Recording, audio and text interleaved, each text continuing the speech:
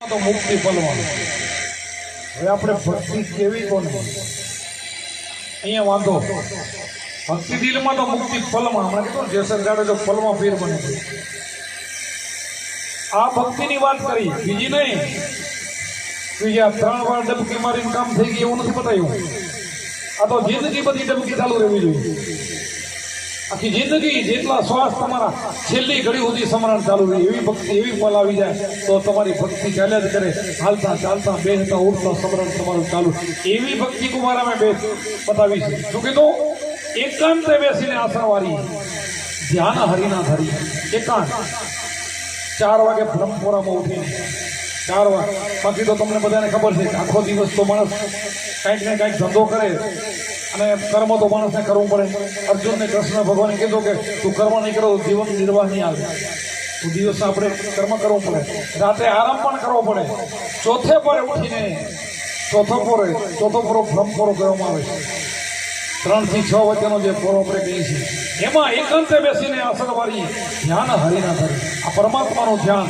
જે ગુરુ મહારાજ આપે એ નામનું ધ્યાન શ્વાસોશ્વાસની સાધના બીજી કડીમાં શું કીધું અખંડ દોરમાં સુરતાને સાધો મનવર્તીને માંડો અખંડ જે તમારો શ્વાસ આવે છે અખંડ દોર કીધું આ દોર એમાં સુરતાને એમાં લગાવવાની સૂરમાં તા આ ગુરુનો જે શબ્દ છે ને એમાં જો તા લાગી જાય એને સુરતા કહેવામાં આવે જો મન બારું ફટકે ને એને સુરતા ન કહેવાય મન બારું ન ફટકે એને સુરતા કહેવાય આમ તો આપણને બધાને ખબર છે કે મન એવો ચોર છે ને મને ધંધા કરાવે છે મન ન જ આપણને નરકમાં નાખે છે એટલે મનનું નથી માનવાનું મન કેમ નથી કરવાનું મન આપણો ગાડીનો ડ્રાઈવર છે માલિક નથી મન ઉપર અને બુદ્ધિ ઉપર આત્મા પરમાત્મા ત્યાં બેઠો છે એટલે મન આપણા કાબુમાં રહેવું જોઈએ એટલે કીધું અખંડ દોરમાં સુરતાને સાધો મન વર્તીને બાંધો મનને બાંધવાનો કિલ્લો છે અગ્ર ઉપર કિલ્લો કીધું જેમ ગીતાજી એમ બતાવ્યું એમ સંતોએ બતાવ્યું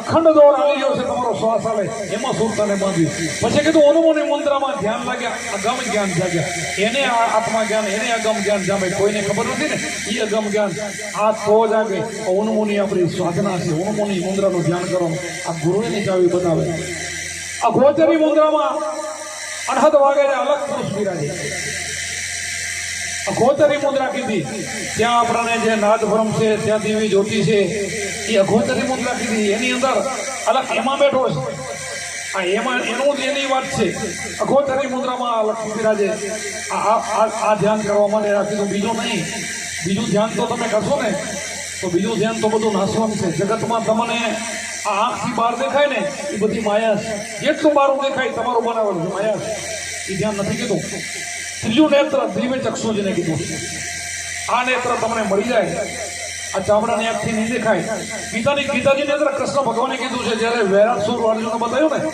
ત્યારે સામે અર્જુન ઉભો જોતો તો તું મારા સામો જો નહીં કે મારા સામે નહીં તો કે તમે જ મને બતાવવાનો તો તમારા સામે જો કે નહીં આંખથી તો નહીં જોઈ શક હું તને દિવ્ય દ્રષ્ટિ આપું આ દિવ્ય દ્રષ્ટિ ગુરુ આપે આ ચક્ષુ ગુરુ આપે આ ચામડાની આંખથી ન દેખાય આ અંદરની વાત છે અંદરના અનુભવની વાત છે આ બધી વાણીઓ એનાથી બને છે આ અનુભવ જ્ઞાનની વાણીઓ બને છે અઘોતરી મુદ્રામાં આનંદ ગાય જે અલગ પુરુષ બિરાજે ત્યાં એ બેઠો છે ત્યાં જોવા માટે અંદર નિહાણી જોઈએ અંદર ડૂબકી મારવી પડશે અંતર્મુખી બનવું પડશે બહાર નહીં બહાર તો જે બધું દેખાય નાશવાન છે તો એટલી નાશ થવાનું એ નથી એમ આત્માને જોવો તો અંદરથી દેખાશે બહાર આત્મા દેખાય નહીં મારે તમારે જોવું તો હું તમને બધાને જોઈ શકું મને હું જોઈ નથી શકતો એના માટે આ ગુરુ છે હરીશો છે આ જ્યારે જ્ઞાન મળી જાય ત્યારે પોતાને જોઈ શકીએ પોતાને જોવાનું આ ચક્ષુ આપણે ખપશે કૃષ્ણ ભગવાને વિરાટ સ્વરૂપ આ દ્રષ્ટિને આપી દીધી એ જોયું પછી જોયું તો આ બધા મરેલા પડ્યા કાંઈ કરો નથી તો તારે કાંઈ નથી તું તો નિમિત્ત માત્ર આ બધું થઈ રહ્યું છે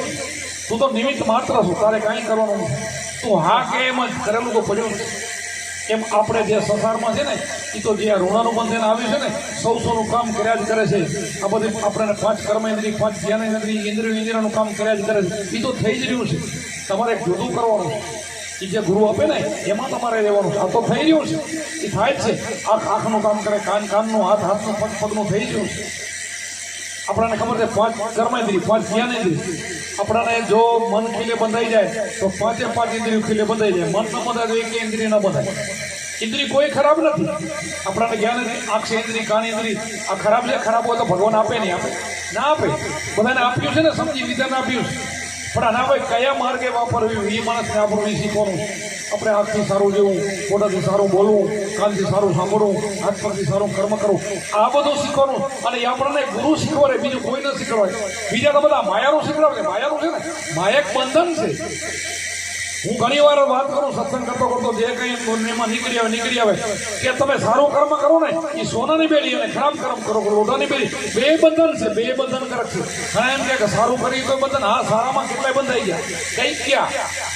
હવે આપણે હું તમને એક ભાગવતની વાત કરું, મારા ઘરની નહીં, ભાગવતની.